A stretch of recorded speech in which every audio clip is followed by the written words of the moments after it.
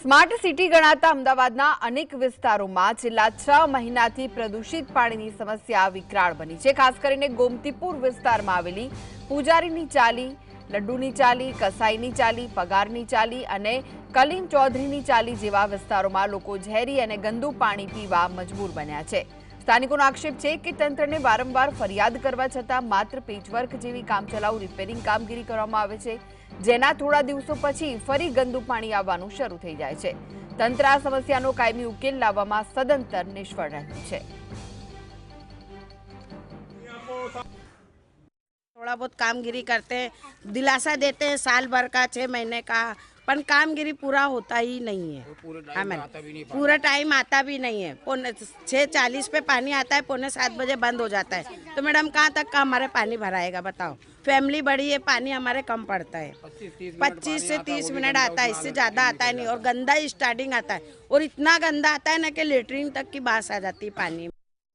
खराब पानी आ रहा है मैडम। हमारे यहाँ पर हमारे घरों की हम बात करें तो रोज़ छेल्ले 4-5 महीने से मुसलसल गंदा पानी आ रहा है और बार बार हम रजूआत करते हैं। हम कॉरपोरेशन में भी जान करते हैं, हम अधिकारियों को भी कहते हैं, वो आते हैं, देखते हैं, डिसल्टिंग करा देते हैं, हम ये करा देते हैं।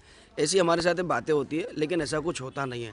अक्सर जब भी हमने देखा है कि डिसल्टिंग होता है या सफाई होती है, गटरों की सफाई होने के बाद हमें पानी मिलता है, एक या 2 दिन साफ पानी आता है, फिर उसके बाद से हम पोल्यूशन वाला पानी आता है। વધુ વિગતો માટે જોડાઈ ગયા છે સંવાદદાતા ઝલક। ઝલક, અમદાવાદ સ્માર્ટ સિટી છે, તો પણ પાણીની સમસ્યાથી લોકો પીડાઈ રહ્યા છે, ગંદુ પાણી આવી રહ્યું છે, તેના કારણે લોકો પરેશાન છે, શું વિગત છે? જે ઇન્દોર અને ગાંધીનગરની જે ઘટના છે તે સામે આવ્યા બાદ અમદાવાદ શહેર જેને સ્માર્ટ સિટી કહેવામાં આવે છે તે સ્માર્ટ સિટીમાં પણ જે વિવિધ વિસ્તારો છે, ખાસ કરીને જે પૂર્વના વિસ્તારોની વાત કરવામાં આવે, ખોખરા, અમરેવાડી, હાટકેશ્વર, ગોમતીપુર, રખિયાલ, નરોડા વગેરે જેવા જે વિવિધ વિસ્તારો છે ત્યાં પણ જે લોકો છે તે ખરાબ પાણી છે તે પી રહ્યા છે, લોકો ખરાબ પાણીની ફરિયાદ કરી રહ્યા છે। આ દ્રશ્યો તમને બતાવવા માંગીશ, જે ખોખરા વિસ્તારમાં આવેલા ભગવતીનગરના છે કે જ્યાં લોકો છે તે પોલ્યુશન વાળું પાણી છે તેની ફરિયાદ કરી રહ્યા છે। છેલ્લા 5 મહિનાથી આ પ્રકારની જે સમસ્યા છે, અહીંયા નવી લાઈન નાખવા છતાં પણ આ સમસ્યાનું નિરાકરણ આવ્યું નથી। મહત્વની બાબત એ છે કે સવારે પાણી આપવામાં આવે છે, પરંતુ આ ભગવતીનગર છે ત્યાં કોર્પોરેશન દ્વારા ઉલટી ગંગા વહેવડાવવામાં આવે છે, એટલે કે સાંજે પાણી આપવામાં આવે છે અને પોલ્યુશન વાળું પાણી, અને એમાં પણ સાંજે પાણીનો સપ્લાય કરવાને કારણે જે મહિલાઓ છે તેમાં રોષ જોવા મળી રહ્યો છે। વાત કરીશું મહિલાઓ સાથે। આપનું નામ? તેજલબેન, ખરાબ પાણી આવે છે અને સાંજે પાણી આવે છે, કઈ રીતની હાલાકી? हाँ सर, बहुत गंदू पानी આવે છે, બહુ જ એટલે બહુ જ ગંદુ પાણી આવે છે। અમને સવારે પાણી આવે તો સારું, સાંજે તો ગંદુ પાણી બહુ આવે છે। શું થાય છે ગંદા પાણી? ગંદા પાણીમાં પછી બીમાર પડી જાય, ટાઇફોઇડ થાય, કમળો થાય, ઝાડા ઉલટી થાય। કેટલા સમયથી આવે? 7-8 મહિનાથી એવું થાય છે। એક બેન છે જેઓ બીમાર છે, આપનું નામ? લક્ષ્મીબેન, શું થયું છે? આ 7-8 મહિનાથી અમારા ઘરે તકલીફ બહુ છે। માણસ માંદો પડે, માણસને સારું કરે તો છોકરો માંદો પડે, છોકરાને સારું કરે તો હું અત્યારે પડીશું, મારાથી ઊભું નથી રહેવાતું। આ 7-8 મહિનાથી અમને એટલી તકલીફ છે પાણીની। 1 કલાક પાણી આવે, અમારે પીવાનું પાણી ભરવાનું કે વાપરવાનું પાણી ભરવાનું, એમાં પછી અમારી તબિયત સારી ના હોય તો પાણી જતું રહે। ખરાબ પાણી આવે? ખરાબ પાણી આવે છે, પીવા જેવું પાણી આવતું નથી ને પછી પાણીનો પગ થોડે વધારે ત્રીજા માળ સુધી અમુક જગ્યાએ ચડે, ત્યાં તો નર્મદ પાણી પછી ના આવે તો પાણી ભરીએ શેનું? કેવું કલરિંગ વાળું આવે? કલરિંગ વાળું પાણી આવશે, જેને પેલું ગટરનું પાણી આવતું હોય, આ તમારા સામે જેને ગટરનું પાણી આપતી ફેણ વળતું હોય એવું પાણી આવે છે। એવા પાણીમાં લોકો કેવી રીતે પીવાનું કરે કે વાપરવાનું કરે? એમાં વાપરે તો કપડા ધોતે એમાં વાસ આવે।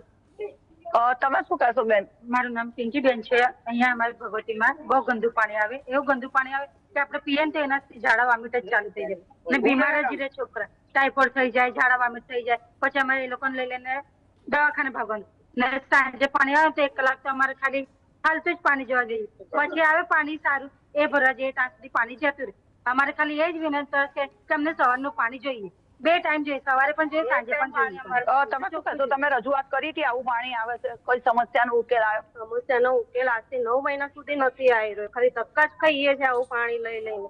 આજે આવશે કાલે આવશે પણ જો તમારી સામે જ છે, કશું આવતું જ નથી. અને મારા જ ઘરે 2 કેસ આવી ગયા છે ટાઇફોઇડના. હું નારા નાના છોકરા બેવ ટાઇફોઇડમાં અમે બીમાર પડેલા છે. અચ્છા, અત્યારે ઇન્દોર અને ગાંધીનગરમાં જેવું થયું છે, તમને બીક લાગે છે? બીક તો લાગે છે ને, કેમ કે એરિયામાં બધા નાના છોકરા સિટીઝન વધારે છે. બીમાર પડે છે તો શું કરીશું?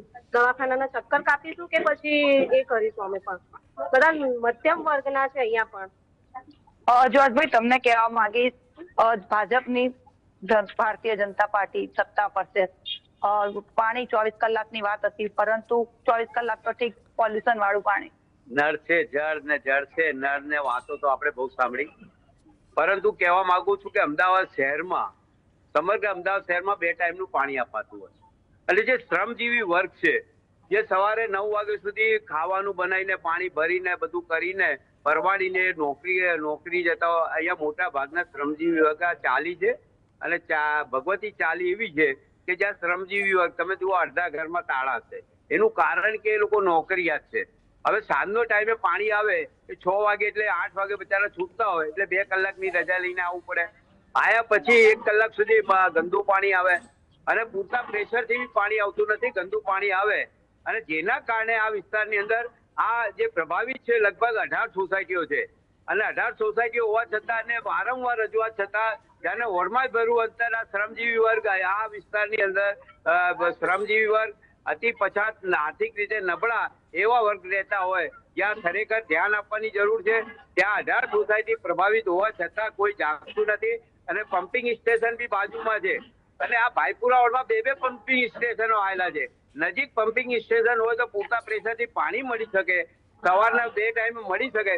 પણ ખબર નહીં કેમ વારંવાર રજૂઆત છતાં તંત્ર જાગતું નથી. અને તંત્ર નહીં જાગે, હું તો કઉ છું ઇન્દોર કરતા પણ ભયાનક સ્થિતિ અહીંયા સર્જાય તેવી છે. અને ધીમે ધીમે આ રોગચાળો જો પોલ્યુશન વાળું ફેલાશે તો આપણે કલ્પના ન કરી શકીએ એવું એટલું એ થશે. તો કૃષ્ણા, તમે જો તે રીતે કે જે મહિલાઓ છે તે રોષ વ્યક્ત કરી રહી છે કે તેઓને સાંજને બદલે સવારે પાણી આપવામાં આવે અને તે પણ છે તે શુદ્ધ પાણી આપવામાં આવે, કારણ કે ક્યાંક તેમને પણ ડર છે કે આવા પાણીથી તેઓના છે તે ઇન્દોરની અને ગાંધીનગર જેવી જે રોગચાળાની જે ભીતિ છે તે સેવાઈ રહી છે. જી, આભાર ઝલક સમગ્ર માહિતી આપવા માટે.